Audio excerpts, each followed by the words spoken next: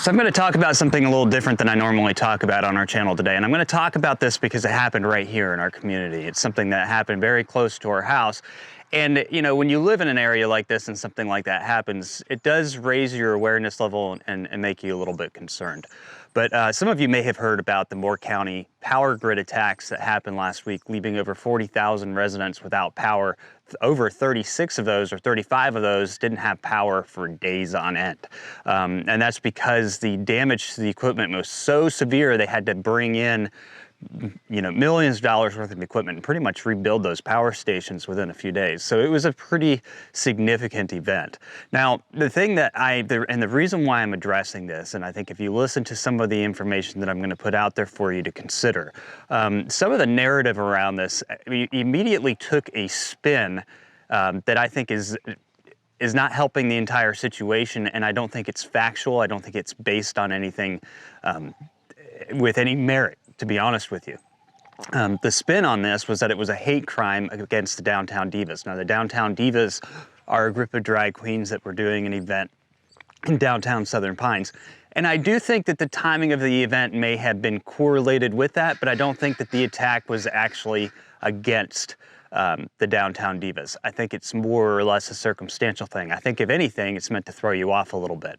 But if you listen to some of the other information that I have in this, there's a lot of reasons why I don't think that the Downtown Divas really had that much to do with it. And to be honest with you, I think the coverage of it and focus on that, number one, it's giving them a lot of credit where I don't think the credit is necessarily due. And number two, the whole objective, I think, of the group that did this is to increase hate and divide us even more. And that's exactly what's happening. You know, when it comes to stuff like drag shows and things like that, the reality is, you know, whether or not that is, you know, something that I find acceptable, you know, if a group is going to have an event behind closed doors, in America, they have the right to do that. And if I am somebody who respects our rights as Americans, that's just something that, you know, comes along with that. You know, we don't have to agree with everything people do. It is what it is. We just, you know, and I think that a lot of people kind of feel that way too. While, you know, the initial, I think, uproar about the event was the age restrictions. They eventually added age restrictions to it. And I understand, you know, if it's not something you approve of, wanting that in your community, but part of our community is freedom. And that's something I respect a heck of a lot more. And that's something that I'd like to protect a heck of a lot more. Something you need to understand about the attacks in Moore County is that they were extremely sophisticated. And I think they're more sophisticated than what the news has actually reported. The reason being is that somebody, you know, there have been a few, not a whole lot of reports of hearing gunfire before the power outage happened. These reports say that they heard the gunfire about 20, 30 minutes before the power outage actually occurred, yet they were right next to the power station. And I live in the area, and I can tell you that on a regular basis, on a Saturday evening, I hear about 20 to sometimes more than that consecutive rounds of high-powered rifle fire. I mean, that's just the reality of the area that we live in. People are out target practicing, etc. These shots were not just something where I think somebody walked in there and went bang, bang, bang, bang, bang. I think they actually were targeting pieces of equipment. So if this was a shooter that was moving extremely quickly through their shots, they were an extremely good shooter. And that's something to consider. A very fast, somebody with some quick aim that could move around very quickly and hit all these pieces of equipment. And this is a fairly large power station. So I actually do not think that some of those hearing of gunshot reports had anything to do with the actual event that occurred. The other thing is that there wasn't anything unusual at that point in time because the power company didn't even know why the power had gone out until after their people had arrived on site, and then they noticed the bullet holes, they noticed, you know, that the place had been shot up, and then they called the police. So I do think that the caliber that was used in this is from some sort of high-powered rifle of some sort, or high-powered handgun, or whatever it may have been. But I also believe that there was some sort of silencing device that was put onto these weapons as they made those fires. And that's just my own perspective on it. Like I said, I live in the area. It's not unusual to hear gunfire at any moment in time. But the amount of time that went by between hearing the gunfire and the power grid actually going down, and, you know, the reports of, you know, consecutive fire, I actually think that whoever was out there was a lot more meticulous with their aim. The other thing that I think is interesting about this is they hit 2 substations. Now, the Moore County substation was a pretty massive substation. If you were trying to, you know, put the power out in a large area, that would make a lot of sense. The Carthage substation doesn't make a lot of sense to me. If anything, you know, it seems like whatever their purpose was, that substation was important to them for, but it wasn't a large substation in Carthage. So, you know, I'm not sure why they took the risk in hitting 2 of the substations. Maybe there's a grid feature, I don't know, where they could bypass one of the substations through the other grid. But then again, that goes back to the sophistication of this entire attack, is that whoever did this had to have some knowledge of the power grid. If their motive was to disrupt downtown Divas, you have to remember that these substations are about 25 minutes north of downtown Southern Pines. It's not something, I drive by them all the time. I don't think of them as powering Southern Pines. I would have thought that those power stations would have been located somewhere else. So these are areas that are pretty far out of town. So if that was your target, you would have had to know exactly where these power grids are feeding into. There are tons and tons of substations. I mean, you know, why those 2 were specifically chosen, I think there are more answers behind that than anything else. And the other thing that I think too, you know, CNN was initially reporting that this was a far-right group. It doesn't make a lot of sense for a far-right group to hit a community that's primarily right-wing in their voting. This is a community that tends to lean a little bit to the right. You know, I'm not saying they're far right, because they're certainly not, but they are a community that tends to lean to the right. So, you know, a lot of the hate crime, the far right stuff doesn't make a lot of sense to me. You know, there are far left people that want to wreak as much havoc on this country. And you know, really, I kind of feel like they're in a category of their own. You know, when you look at the January 6th insurrection, the media has buried a lot of stories about far left groups involved with January 6th, but they were certainly out there. There were certainly arrests. You know, when it comes to anarchy, you know, at this kind of stage of unraveling, it almost seems as though, you know, extreme ideology groups almost work together on trying to disrupt things. Anyway, based on the sophistication of the attack, based on the extent of the hit and how many people were out of power, I think that the group that this has a much larger message to send, and I don't necessarily think it's directed at the divas. Around the same time that this was happening, there was also reportedly, supposedly a missed attack on the power grid in South Carolina. And, you know, investigators haven't released a lot of information about that, other than that it is under investigation. So there could be some correlation there. There wasn't any downtown divas in South Carolina.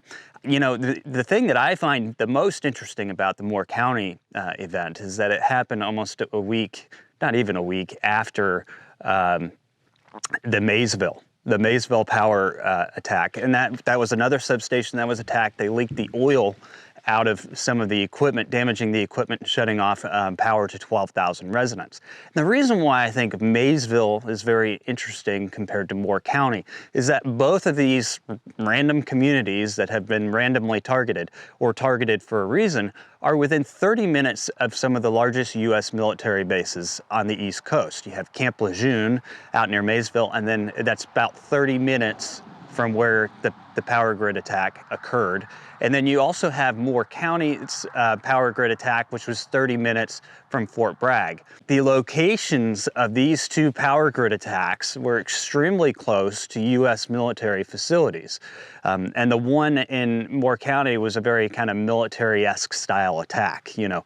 So to me, that has a higher correlation and a larger concern than, you know, some divas, because these attacks have been happening. And if you really wanted to look at things across the U.S., just a few days before the Moore County attack, in between the Maysville and the Moore County attack, there was a massive power outage in, I believe it was Santa Cruz, California, that is under investigation. Whether or not it was malicious or not, nobody's ever, a reason hasn't come out of it. And there was another attack in, okay, maybe attack is the wrong word for this since we don't know, but there is an unresolved power issue that happened in Texas where they actually had to put out a boiler notice on water because it shut down their water system. So you've got some of these things occurring on some pretty large pieces of infrastructure and areas, and they've really kind of been back to back. We've also heard about stuff going out in Washington and Oregon. And so these attacks aren't just here in North Carolina. They aren't just centered around this one event. If these attackers wanted to make, you know, a scene, if they wanted to get people to really cause a ruckus, if they wanted to get CNN to push a hate story, which is what CNN did. Correction to that statement, it was actually ABC News who pushed the hate story, not CNN. Although CNN did push the story several times that this was about drag queens and about extremism.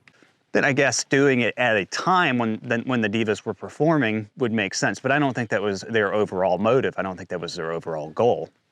And like I said, it concerns me that both of these attacks in North Carolina were right there by a military facility. There was another attack actually in North Carolina recently. It was a power grid vandalism out west in the western part of the state.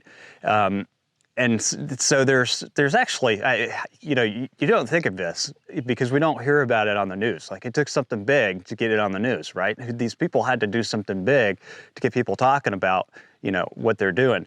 But there have been like 700 attacks on our power grid. Back in 2013, there was a pretty big attack that was similar to the one here in Moore County on a PG&E substation. They were able to reroute around it, and maybe that's why they took out the Carthage one. But you know, I don't know enough about our power grid to understand it. Still don't understand why they took out the Carthage power grid, because the main one that they took out on West End was the big one. I mean, that was the one that did all the damage. I don't even think you could route around it.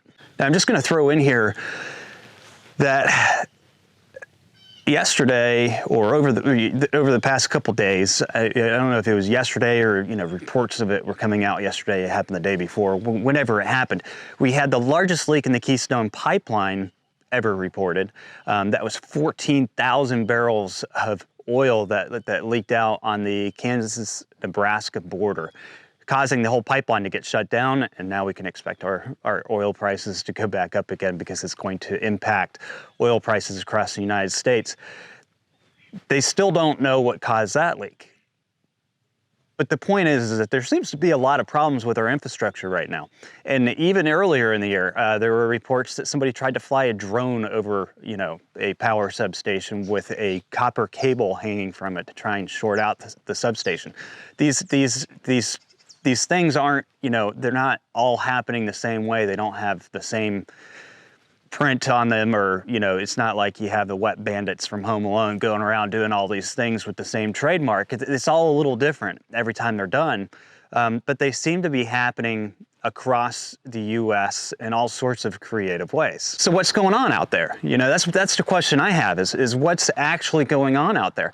You know, the FBI says they've been reporting threads encouraging attacks on these type of areas. And I think that that's a good starting point, because if these attacks are occurring domestically from, you know, domestic criminals, you know, that are implementing these attacks, they're being influenced somehow. And that influence has obviously picked up. The sophistication of the information that has been provided to the attackers has obviously increased. This isn't like some small town person who went out and said, I know how this, and I think that was, you know, what led in the PG&E investigation back in 2013. I think there was too much focus put on, oh, this had to have been an inside job. This had to have been somebody, a disgruntled worker with the power company.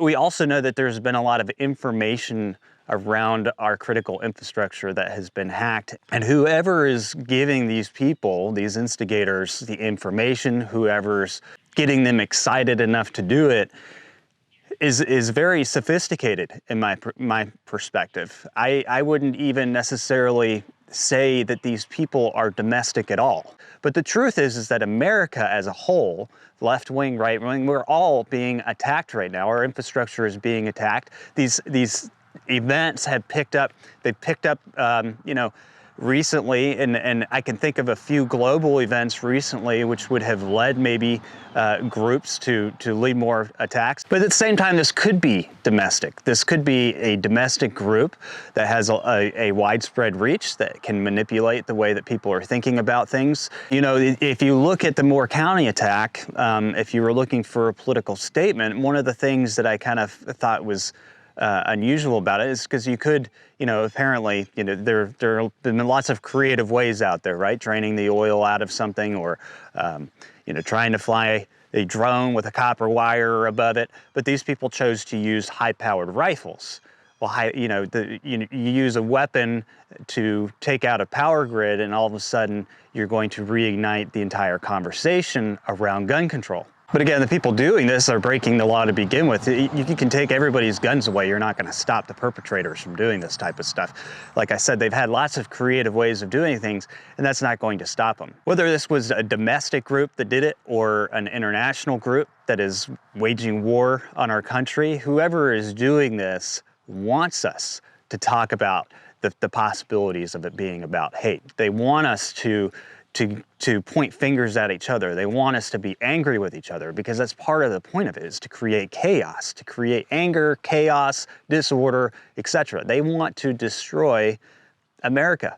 People in this world, domestically, internationally, they don't like the fact that Americans are operating and protected under a constitutional republic. That is a very, very, very difficult thing to break. And it's slowly been chipped away at over the years, but it seems as though, you know, the attack on that has picked up. And the only way to speed that up, to get more and more people to agree to basically give up their rights, is to instill fear, instill disorder, and instill chaos, and lead to, you know, a disruption, a social disruption.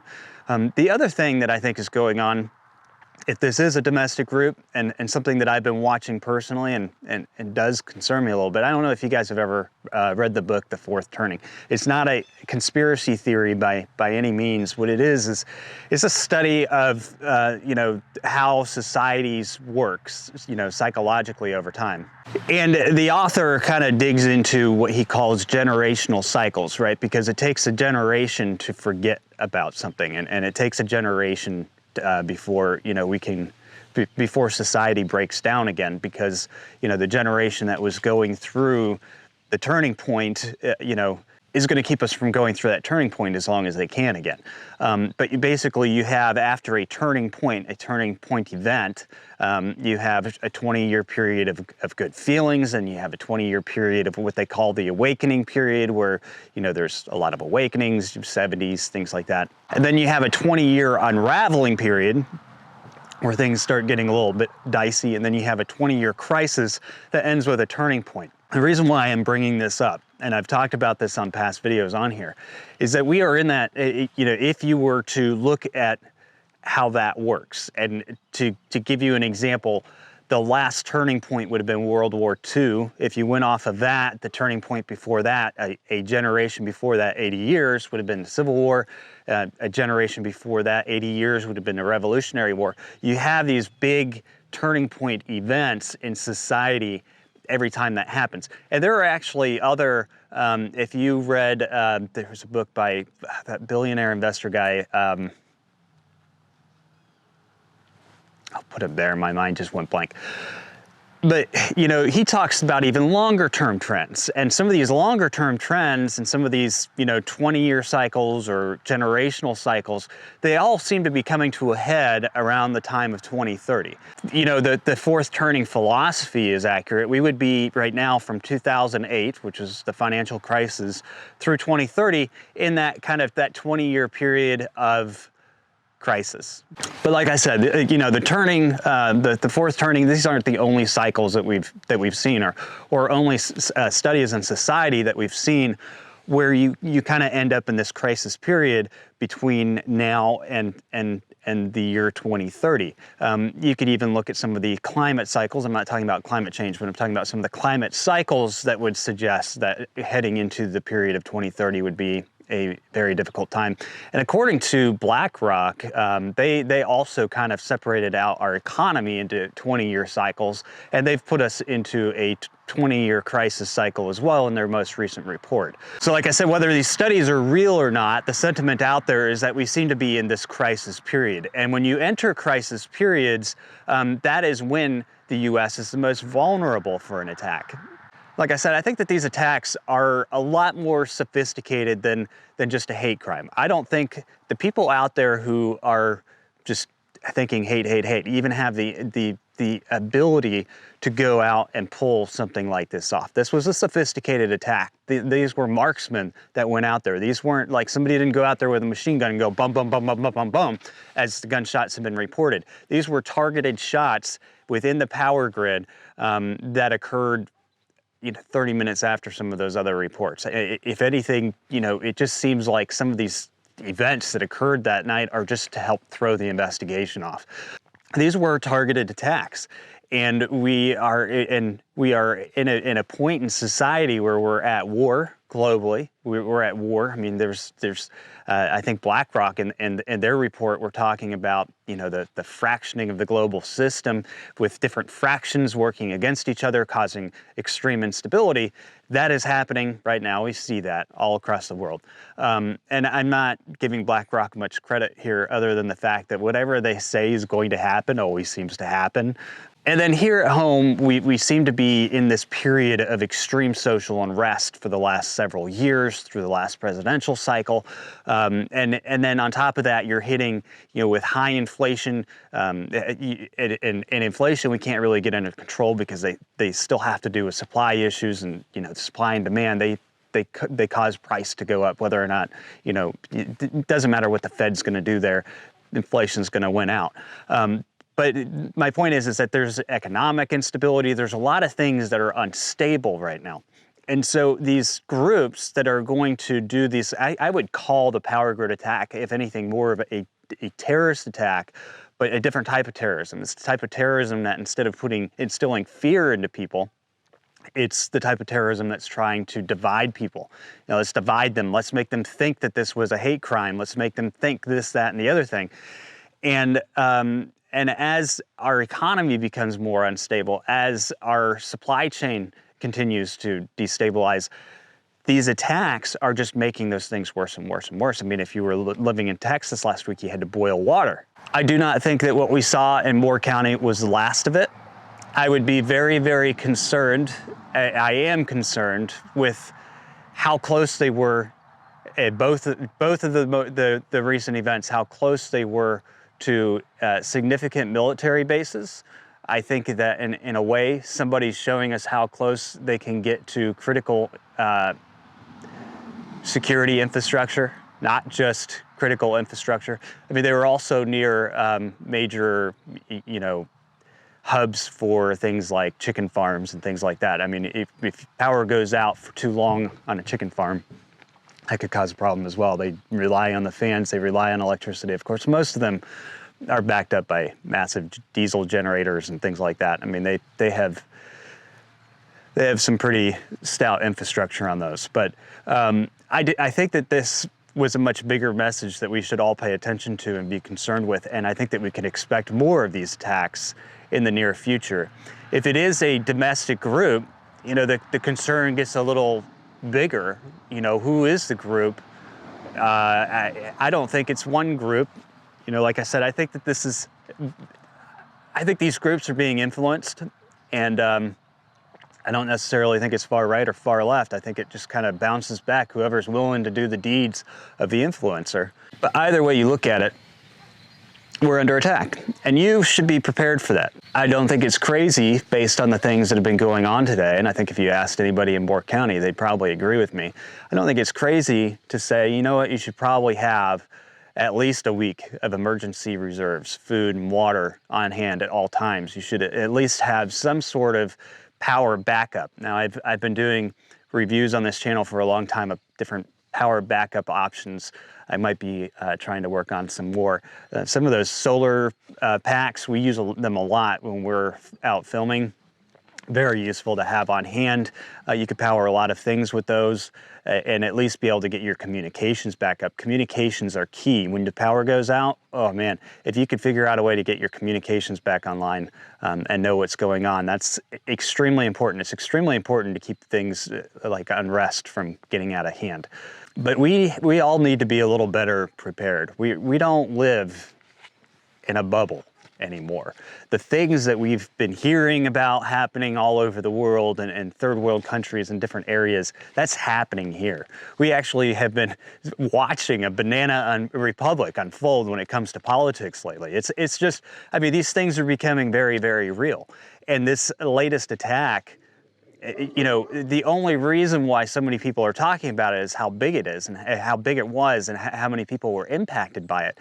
But these attacks have been happening for quite some time, and they've actually been picking up. I mean, if you look at how many power grid attacks or potential attacks were reported all within that same time frame, they finally just got noticed. They finally just got noticed by a lot of people.